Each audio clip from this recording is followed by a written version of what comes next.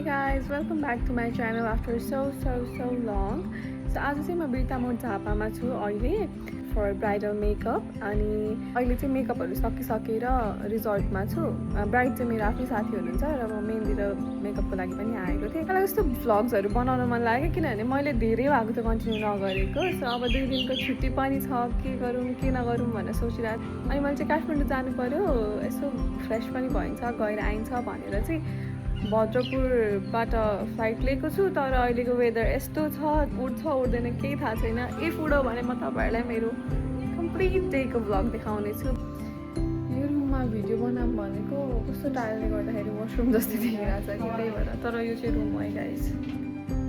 Hello hi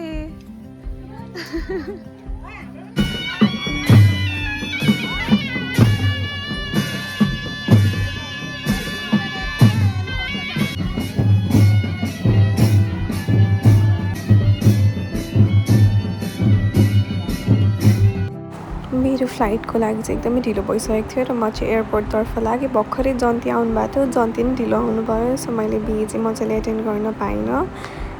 अब flight छुट्छ कि भन्ने पनि थियो। सो म चाहिँ निस्केँ अनि भद्रपुर एयरपोर्ट पुग्यो। मैले चाहिँ एक्सपेक्ट नै गरेको थिइनँ कि म त ठुलो होला भन्ने सोचिरहेको थिएँ, बट देन एकदमै सानो रहेछ इन कम्पेरिजन टु विराटनगरको एयरपोर्टहरू। हाफ एन आवर जति डिले भएको थियो अगाडि। मैले अगाडि खासमा मेकअपको लागि वेडिङ एउटा एटेन्ड गर्नुपर्ने थियो साथीकै। एन्ड देन त्यसपछि चाहिँ I came back to Birtamod and then भनौँ न त्यस्तै हाफ एन आवर जति डिले भएको थियो।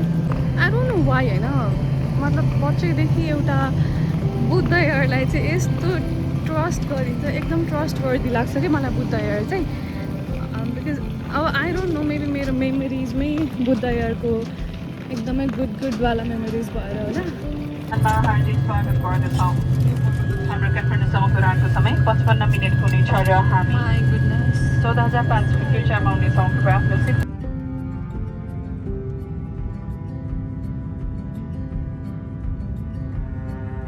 एन्ड मलाई चाहिँ नभनिकनै दिदी लिन आइसकेको रहेछ।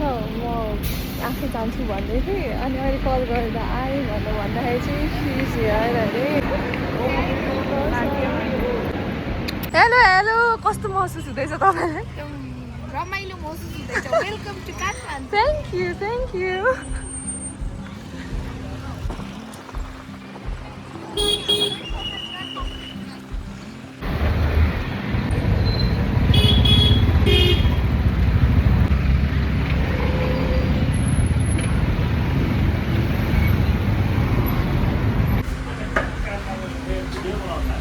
यो चाहिँ हाम्रो पसल हो गाइज। तपाईँहरू यदि काठमाडौँमा आउनुहुन्छ भने हाम्रो यो अनामनगरमा भएको पसल भिजिट गर्नु होला। यहाँ तपाईँहरूले सबै कुरा पाउनुहुनेछ, होइन त बिनाजु?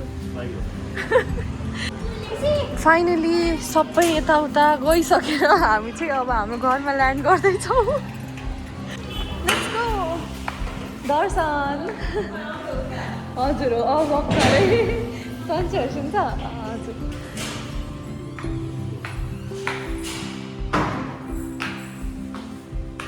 बडा उडाइदिन्छ।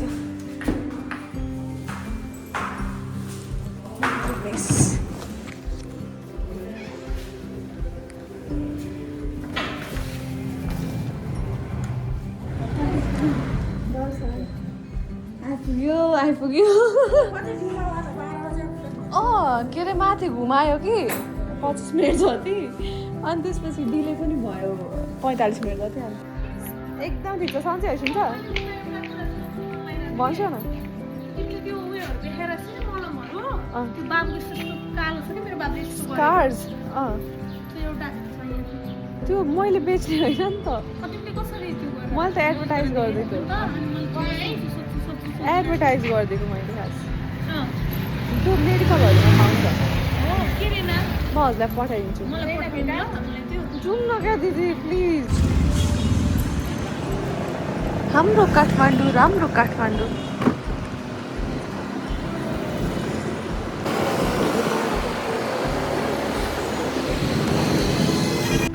कस्तो ब्युटिफुल देखिएको, भेरी भेरी प्रिटी। यतातिर आउँदाखेरिको त जुन हुन्छ नि आफ्नो मनलाई जुन प्रकारको शान्ति पाइन्छ त्यस्तो सायदै कहीँ नै पाइँदैन होला आई थिङ्क जहाँसम्म मलाई लाग्छ I really love this place चिसो चाहिँ चिसो हुँदो रहेछ गाइज यहाँ अब पानी पर्छ जस्तो छ तर मेरो काठमाडौँ आउनुको मेन कारण भनेकै चाहिँ पशुपतिको आरती थियो and I am really very very very very very very happy कि आज आएकै दिन आउनु पाएँ नि त अब इट्स लिटरली रेनिङ पानी परिरहेको छ तर still I wanted to and I am here and I am glad that I am here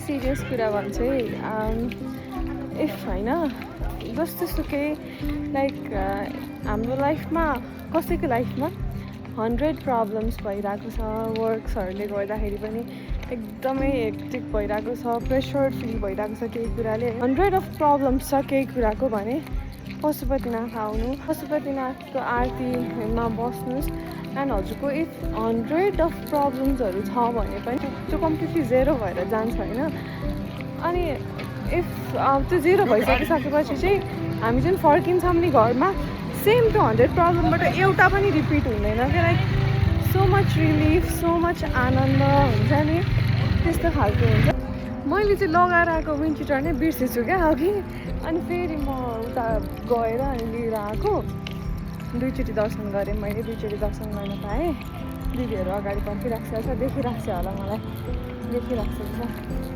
and अब हामी घर जान्छौँ अनि त्यसपछि धेरै पछि दिदीलाई भेटेको त्यस्तै अब गफ हुन्छ एन्ड आई होप हजुरहरूलाई आजको भ्लग मन पऱ्यो होला अब चाहिँ म कन्टिन्यू भ्लग हाल्ने कोसिस गर्छु किनभने obviously I love recording myself होइन अनि till then take care bye by